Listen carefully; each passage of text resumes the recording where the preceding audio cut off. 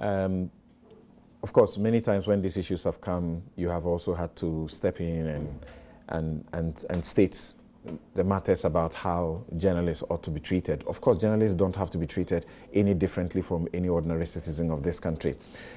Why is it that this issue, though you may say is isolated, we want to use it to say journalists are, suffering, like the GJA said at his press conference? Is it fair to do that?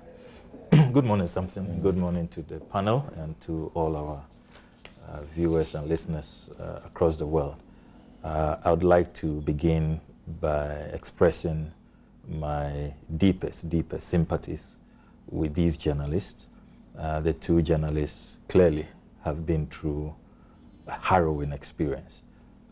Listen to all accounts, the way and manner national security operatives stormed their modern Ghana offices, the way they were manhandled. They have rendered accounts about how black polythene bags were put over their heads forcefully, and they would have to scream before some space would be created for them to breathe out, because we all know the effect of a black polythene bag around your head without any ventilation. Even before whatsoever. we go further, this is their account. Their account. So why are you not using alleged? Why are you saying this is it? Their accounts, okay, from what they have said. Thank you. I mean, I must be clear on that. That's what they have said. And if you look at the circumstances, they have told us that before their arrest, they were called by national security operatives to pull down two particular stories. We live in a democratic country. There is freedom and independence of the media guaranteed by our constitution. Why should anybody be calling a journalist to pull down a story? I take issue with that. Unfortunately, instead of the journalists to ignore that demand, from what they have said, they proceeded to pull down the two articles. They have alleged that during the interrogation, nothing whatsoever to do with cybercrime came up, and that the operatives were only interested in those two articles pulled down earlier. They wanted to know the real identity of those who sent them those articles for publication. And we know that the articles, one had to do with the brewing University of Education Winneba issue, and the other one, we are told, had to do with a call on the National Security Minister to resign. Those are the two articles in issue. How is it that a statement was issued, not signed though, but from the National Security Secretariat? It has not been denied, so we would say that the statement emanated from their outfit.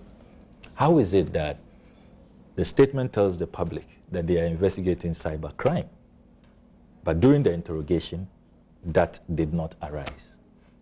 Then the charges that they filed, which they discontinued yesterday, also had nothing to do with cybercrime. Okay, sorry.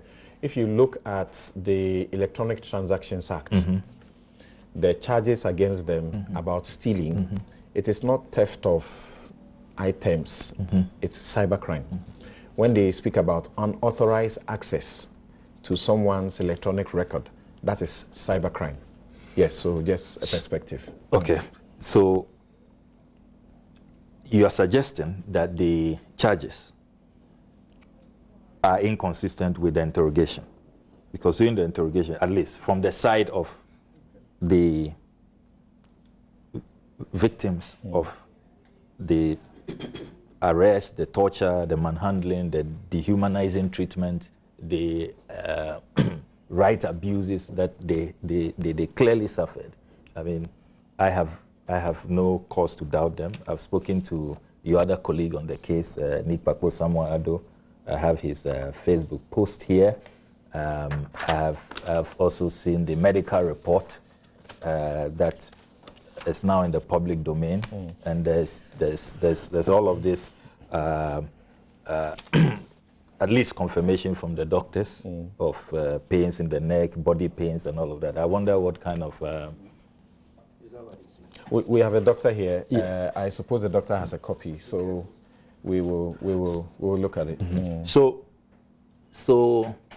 Samson, there are fundamental issues. You see, I don't want to be actually getting in as much as possible. I want to stay back. Yeah. But there's a small bit also. It is not entirely accurate that during the interrogation at the National Security, when they picked them up on Thursday, and through the period, Brichum was released on Friday, and then Ajafo was released on Saturday. We know that part of the account is that even though it was about those publications that the National Security didn't like, during the interrogation, they took their laptops and phones, and Brichum was forced to open his laptop. And when he did, they saw that he had access to Peace FM's news general pool, where everybody throws in stories and then journalists generate stories from them. So that is where the cybercrime issue, can be related to. So that's linked to the invitation of was the invitation or arrest of Mr. Obing Meno, editor of Peace FM, the editor of Peace FM. It's not clear to me whether having access to a password and using stories that go to Peace FM is the same as hacking. I've also not seen in all the facts that have emerged so far that Peace FM has complained that their website has been hacked, except if you have some information that, because you are closer to this case. Confirms that they have not made any such complaint. And in fact, on Tuesday evening, the police had to go to Peace FM to now begin to talk to them about what they were going on with. But that small bit, the facts are that when they saw it, they asked him, do you work with Peace FM? He said, no. How do you have access? And he, from his own account, he told them he got it from the Peace FM editor. How come you don't work with Peace FM but you have the access? He says, the Peace FM editor is my employer. And he gave me the password, and I've been using it. I left his employment 2 months ago to join Modern Ghana. So why are you still using it? He says, I've not been denied using it. So that's it. So clearly, Samson, if you look at the facts, if you consider what has been happening, because your question is, why are we using this case to generalize?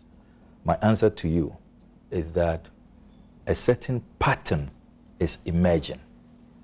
And if you talk to practitioners, the journalists themselves, and now they are speaking out themselves. Your colleague here, Manasseh Azuri Awuni, earlier in the week, wrote that the practice of journalism, sadly, under President Akufo-Addo, under the current government, appears to be facing some challenges where the erstwhile NDC government under President Mahama, he stated categorically that President Mahama's administration was tolerant. Was tolerant, more tolerant than the current administration. But you see something, I take issue. But do you subscribe to that? Is it not possible to isolate individual actions of persons within a government and to call it government? No, you see, when it becomes a pattern, when you have a situation where a journalist will have to be flown out, where you have a situation where something at the T will have to be relocated, and you have Edward Adeti. Thank you. You have a situation where media houses are being closed down, and even the way and manner they are closed down. If you want to close down, radio stations, do you go in that Gestapo style? Do you use that approach? You see, so a certain culture, is emerging, and we must speak to it. We must state clearly that that cannot continue. If you look at the statistics, clearly assault on journalists is on the rise.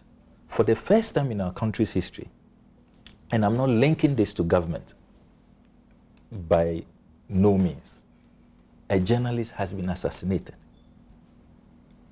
Ahmed Swale. Then you take the press freedom rankings. Ghana has lost its #1 spot in Africa. We were ranked the best free media country in Africa. We were 23rd in the world. We have dropped to 27th, and only God knows what will be the next ranking. You read the Human Rights Report of the United States of America, the State Department, and they have also raised concerns. So when you look at all of these facts, it's not just an isolated issue. It's not just this matter. You see a certain pattern emerging, and it's as though some culture of impunity, wants to hold sway, where journalists cannot practice in total freedom without the fear of being attacked. So you say the GJA's call for independent probe is what has to happen? Yes, I support the GJA's call. The police is doing its work. Pratt says we can't believe that we can't trust the police to do this particular work. The GJA also says we can't trust the police to do this particular work. Is that the way to